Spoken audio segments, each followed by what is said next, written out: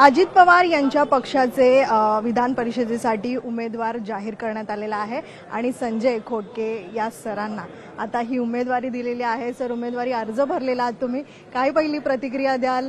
30-35 वर्षाचं तुमचं संपूर्ण कार्यकाळ, काय सांगाल? आणि अपेक्षितपणे तुमच्या नावाची ही जाहीर घोषणा करण्यात आली। मी सर्वप्रथम अजितदादा, प्रफुल्ल पटेल साहेब, त्यानंतर तटकरे साहेब, भुजबळ साहेब, पार्लमेंटरी बोर्डाचे सर्व सदस्य, राष्ट्रवादी काँग्रेस पार्टीचे सर्व क्रियाशील सदस्यापासून सर्व जे सहकारी आहे त्यांचं मनापासून आभार मानतो की त्यांनी मला विधान परिषदेमध्ये जाण्याची ही संधी उपलब्ध करून दिली। त्याबद्दल सर्वांचा मी आभार मानतो। सर, आनंद व्यक्त कराल तेवढा कमीच आहे। एकीकडे तुमच्या पत्नी विधानसभेसाठी आणि तुम्ही आता विधान परिषदेवरती, काय सांगाल, कसा आनंद आहे? विधानसभेमध्ये माझी पत्नी सुलभा खोडके यांची ही तिसरी टर्म आहे। पहिली 2004ला त्या राष्ट्रवादी काँग्रेस पक्षाच्या उमेदवार म्हणून निवडून आल्या होत्या आणि त्यानंतर 19ला काँग्रेस पक्षाच्या निवडून आल्या आणि पुन्हा आता राष्ट्रवादी काँग्रेस पक्षावर निवडून आल्या। जवळपास 5 निवडणुका लढल्या त्यांनी आणि त्यातल्या 2 हारल्या आणि 3 जिंकल्या। त्यांचं स्वतंत्र अस्तित्व आहे, ते स्वतंत्र काम करतात। मी पार्टीचं काम जवळपास शासकीय नोकरीत असतानापासून 35 वर्ष या प्रक्रियेमध्ये आहे। प्रशासन म्हणा, विधानसभेचं कामकाज म्हणा, याचा चांगला अभ्यास मी 35 वर्ष केलेला आहे आणि त्याचा उपयोग आपल्या पार्टीसाठी आणि आपल्या विदर्भासाठी आणि राज्यासाठी जे काही प्रश्न मांडून आम्हाला सोडवणूक द्यायची आहे, ते लोकांचे प्रश्न सोडवायचे आहे, त्याच्यासाठी चांगला कसोशीने प्रयत्न करेल, एवढंच या निमित्ताने मी सांगू शकतो।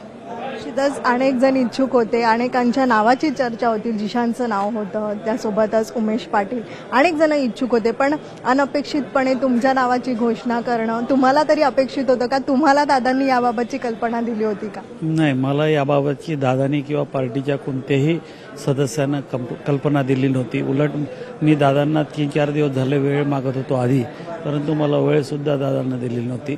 हे अनपेक्षितपणे मला आज सकाळीच कळवण्यात आलं आणि तसं पेपर माझे तयार होते। सकाळी मला तटकरे साहेबांनी फोन करून सांगितलं की तुम्हाला फॉर्म भरायचा आहे, मी 11 वाजता येतो आणि त्यावेळेस घोषणा करू, आणि त्याच्याप्रमाणे त्यांनी ती घोषणा केली। आणि बाकी जे लोक रेसमध्ये होते की ज्यांनी उमेदवारी मागितली होती त्यांच्या संदर्भात तटकरे साहेबांनी सांगितलं की येणाऱ्या काळामध्ये त्यांचासुद्धा येतो पद्धतीनं त्याचा पार्टी विचार करेल, जिथं जागा असतील तिथं त्यांना सामावून घेण्याचा प्रयत्न करेल, असं तटकरे साहेबांनी आता प्रेसला सांगितलेलं आहे। सर, जिशानला ज्या पद्धतीत वडिलांच्या हत्येच्या प्रकरणानंतर शब्द दिला होता, अनेक इच्छुक जण होते, मात्र यानंतर कुठेतरी नाराजीचा सूर पक्षामध्ये पाहायला मिळेल का? जे उमेदवारीच्या रेसमध्ये असतात त्यांचं स्वतःचं मन खराब होणार किंवा ते नाराज होणार हे स्वाभाविकच आहे, परंतु पार्टी त्यांचा योग्य प्रकारे, चांगल्या प्रकारे विचार करेल आणि त्यांना विश्वासात घेऊन त्यांना जे काही पुढच्या काळामध्ये पदं द्यायची असतील किंवा त्यांना सामावून घ्यायचं असतं, त्या पद्धतीचं काम अजितदादा आणि वरिष्ठ नेते चांगल्या पद्धतीने करतील असा मला विश्वास आहे। सर, विधान परिषदेसाठी उमेदवारी तर जाहीर झालेली आहे, पण पडद्यामागे अशी काय किमया केलीत तुम्ही? प्रश्न किमयाचा नाही आहे। जवळपास मी आज अजितदादासोबत आणि पार्टीचे, राष्ट्रवादीचे जेवढे कार्यकर्ते आहेत, जेवढे पदाधिकारी आहेत, त्यांच्यासोबत जवळपास 20-25 वर्ष मी काम करतो आहे आणि पार्टीचं काम करता करता 30-35 वर्ष मलाही झालेलं आहे चांगल्या पद्धतीनं। पण मी बॅकडोअरला काम करत होतो, फ्रंटला येऊन स्टेजवर येऊन भाषणं करून असं काम केलं नाही, पण बॅकडोअरला काम मी जवळपास 35 वर्ष पार्टीचंच काम करतोय।